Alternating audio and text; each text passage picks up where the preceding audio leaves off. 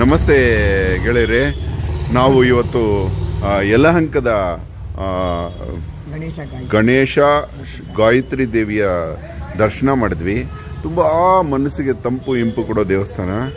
ಇಲ್ಲಿ ಅದನ್ನು ನಡೆಸ್ತಾ ಇರುವಂತಹ ಅಧಿಕಾರಿ ತಾಂಡವೇಶ್ವರರ ದರ್ಶನ ಆಯಿತು. ಈ ದೇವಸ್ಥಾನದ ಮೇಲ್ವಿಚಾರಣೆ ಮಾಡ್ತಾರೆ. ಶಿವರಾತ್ರಿ ದಿನ ಹುಟ್ಟಿದರಂತೆ. ಅವರು ಗುಣಕ್ಕೆ ಅನುಸಾರವಾಗಿ ನಮಗೆ ಖುಷಿಯಾಗಿದ್ದೇನೆಂದರೆ, ಅವರು ಒಳ್ಳೆ ಮಾತು ಹೇಳಿದ್ರು. ಇಲ್ಲೊಂದು 40-50 ವರ್ಷದ ಅಶ್ವತ್ಥ ವೃಕ್ಷ ಇದೆ, ಇದಕ್ಕೆ ಪೂಜೆಗಳು ನಡೀತಾ ಇದೆ. ನಾವು ಅಖಂಡ ಭಾರತ ವೃಕ್ಷ ರಕ್ಷದಿಂದ ಯಾವಾಗ ಇವರು ಅಶ್ವತ್ಥ ವೃಕ್ಷಕ್ಕೆ ವೈಶಾಲ್ಯಕ್ಕೆ ಪಾತಿ ಅಡ್ಡಿ ಬರುತ್ತೋ ಅವಾಗ ನಾವು ಇನ್ಫಾರ್ಮ್ ಮಾಡ್ತೀವಿ ಎಲ್ಲ ಕಡೆ. ಅವಾಗ ಕೆಲವರು ವಿತಂಡವಾದ ಮಾಡ್ತಾರೆ. ಆದರೆ ಈ ತಾಂಡವೇಶ್ವರರು ದೇವರಾಣಿಗೂ ಎಷ್ಟು ಗೌರವದಿಂದ ಮಾತಾಡಿದ್ರು.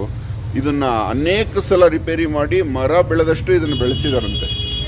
ಬನ್ನಿ ಅವ್ರ ಹತ್ರ ಮಾತಾಡೋಣ. ಹೇಳಿ ದೇವರು, ಈ ದೇವಸ್ಥಾನದ ಬಗ್ಗೆ ಹೇಳಿ. ಇದು 1980ನೇ ಇಸ್ವಿಲಿ ಒಂದು ಸಂಸ್ಥೆ ಸ್ಟಾರ್ಟ್ ಮಾಡಿದ್ನು, ವಿನಾಯಕ ಸೇವಾ ಮಂಡಳಿ ಅಂತ ಹೇಳ್ಬಿಟ್ಟು.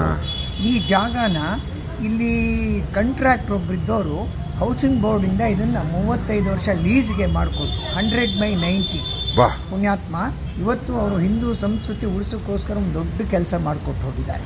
ಆ ಪುಣ್ಯಾತ್ಮನ ನಾವು ಯಾವತ್ತೂ ನೆನೆಸ್ಕೊತಿದ್ವಿ. ಈ ಸಂಸ್ಥೆ ಬೆಳಿಬೇಕಾದ್ರೆ ಅವರು ಮೂಲ ಕಾರಣ. ಇದು ಈ ಅಶ್ವತ್ಥ ವೃಕ್ಷ ಟಾರ್ ಡಬ್ಬದೊಳಗೆ ಇಟ್ಟಿತ್ತು, ಸಣ್ಣ ಸೊಸಿ ನೋಡಿ. ಟಾರ್ ಡಬ್ಬದಲ್ಲಿ ಇಟ್ಟಿದ್ದ ಸೊಸಿ 45 ವರ್ಷದ ಇದು. 45 ವರ್ಷ ಇದಕ್ಕೆ ವಯಸ್ಸು. ದಿನಕ್ಕೆ 4 ಕೋಟಿ ರೂಪಾಯಿ ಆಕ್ಸಿಜನ್ ಕೊಡ್ತಾ ಇದೆ. ನೋಡಿ ಎಷ್ಟು ಬೆಳೆದ್ಬಿಟ್ಟಿದೆ. ಅವರು ಹೇಳಿದ ತಕ್ಷಣ ಒಂದು ಚೂರು ಮನಸ್ಸು ನೋಯಿಸ್ಕೊಳ್ಳದೆ, ನಾನೇ ಬೆಳೆಸ್ತಾ ಇದ್ದೀನಿ ಇದನ್ನ ಪಾತಿ ಅಗಲ ಮಾಡಿಸ್ತಾ ಹೋಗ್ತಾ ಇದ್ದೀನಿ ಅಂತ ಹೇಳಿದ್ರು. ಆ ಮಾತಿಗೆ ಅವರಿಗೆ ಶಿರಸಾಷ್ಟಾಂಗ ನಮಸ್ಕಾರ. ಬರ್ತಾ ಬೇರ್ ಬಿಟ್ಕೊಂಡ್ ಕಲ್ ಜರುಗ್ತಾ ಇರುತ್ತೆ. ಅದನ್ನ ನೋಡ್ಕೊಂಡಿದ್ದು ಭಕ್ತಾದಿಗಳು ನನ್ನ ಗಮನಕ್ಕೆ ತರಕ್ ಮುಂಚೆ ನಾವೇ ಇದನ್ನ ಯೋಚನೆ ಮಾಡಿ ಇದನ್ನೆಲ್ಲ ತೆಗೆದು ಮತ್ತೊಳಗೆಲ್ಲ ಕ್ಲೀನ್ ಮಾಡಿ ಮತ್ತೆ ಸೆಟ್ ಮಾಡ್ತೀವಿ. ಇದನ್ನ ಸ್ವಲ್ಪ ಈ ಕಡೆಗೆ ಹಾಕೋತಿರಲ್ಲ, ನೋಡಿ. ಅದಾದ್ಮೇಲೆ ನಿಮ್ಗೆಲ್ಲ ತೋರಿಸ್ತೀನಿ. ಅಖಂಡ ಭಾರತ ವೃಕ್ಷ ಅಗಲ ಮಾಡ್ಕೋತೀವಿ. ಪ್ರದಕ್ಷಿಣೆ ಮಾಡೋದ್ರಲ್ಲಿ ತೊಂದರೆ ಆಗಬಾರ್ದು ಅಂತ ಸ್ವಲ್ಪ ಅಗಲ ಮಾಡ್ಕೊಂಡು. ಇಲ್ಲಿನ ಪುರೋಹಿತ ವರ್ಗ ನನಗೆ ಗಾಂಧಿ ಅವರ ಮನೆಗೆ ಹೋದಂಗಾಯ್ತು. ಎಷ್ಟು ಗೌರವ, ಎಷ್ಟು ಪ್ರೀತಿಯಿಂದ ನೋಡ್ತಾರೆ ಬಂದ ಭಕ್ತಾದಿಗಳನ್ನ.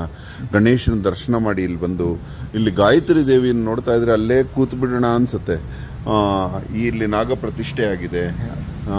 ತುಂಬಾ ಪ್ರಶಾಂತವಾದ ವಾತಾವರಣ. ತುಂಬಾ ಖುಷಿ ಆಯ್ತು. 1900 ಗಣೇಶನ್ ತಂದು 82ನೇ ಇಸ್ವಿನಲ್ಲಿ ಪ್ರತಿಷ್ಠಾಪನೆ ಮಾಡಿದ್ವು.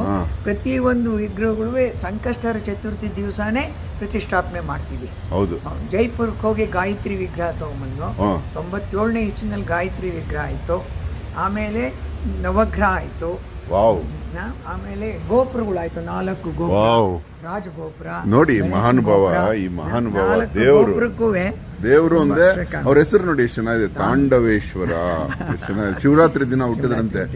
ನೋಡಿ, ಏನು ಕಾಕತಾಳೀಯ ಅಲ್ಲ, ಇದು ಅನುಸಂಧಾನ.